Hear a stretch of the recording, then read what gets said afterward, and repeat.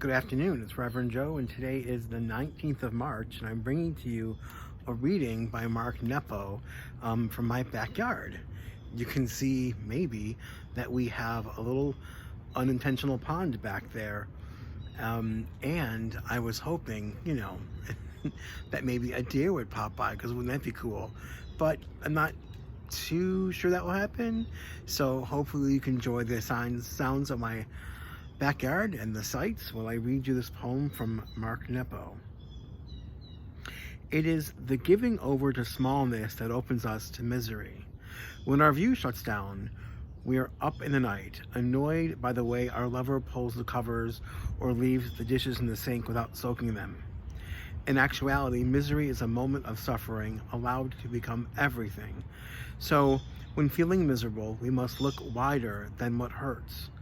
When feeling a splinter, we must, while trying to remove it, remember there is a body that is not the splinter, and a spirit that is not the splinter, and a world that is not the splinter. Again, that's Mark Nepo.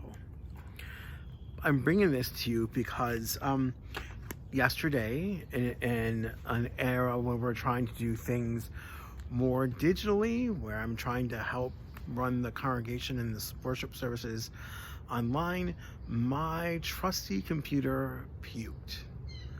And so now I had to take it to the shop, and the part could be 2 to 5 days away in normal circumstances, so who knows how long that will take now. And I was tempted to really focus on that frustration, that freaking out, because now I have to do everything on this iPad, which I'm not as familiar with, and doesn't have all my files on it, and has reduced me to using only online resources. None of the stuff I've been saving for a long time for a rainy day such as this. And so the Mark Nepo reading reminds me that I could focus on that, or I could focus on all the parts that aren't a splinter. Like the fact that my grass is green behind me, and maybe you can see there are a few crocuses growing up and a little flowering over there.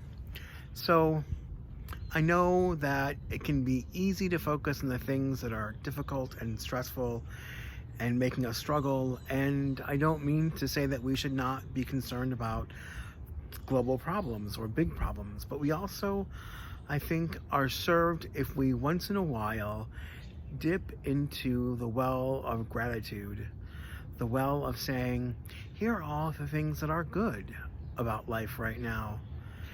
If we can keep some focus on that, we may not feel as bad or as hopeless or as exhausted. The truth is, I, in my lifetime, have never faced anything like what we're going through right now, and I don't think any of us have, unless we're 100 years old or older. So this is a strange new world that we're in, to paraphrase Shakespeare, and we have to pay attention to the things that keep us and those we love safe.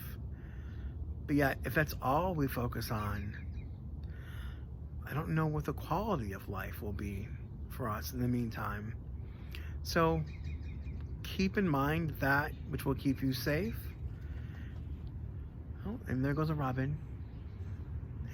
And look for the things that are little surprise joys, because I think it's important to have a balance. So continue to take care of yourself. Know that I'm online 4 times a week right now for the Rev Joe's Virtual Cafe, which you can find on our Facebook page. I'll be there tonight at 7, and again tomorrow morning at 9 o'clock in the morning, with a cup of coffee, or not me off tea, but I allow coffee. Coffee's okay if you're that guy or that person who has coffee. I don't judge.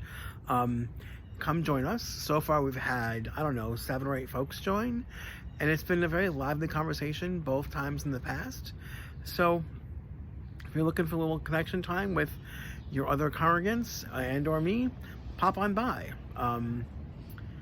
Yeah, it was a good time. Hope to see you. Take care. Bye-bye.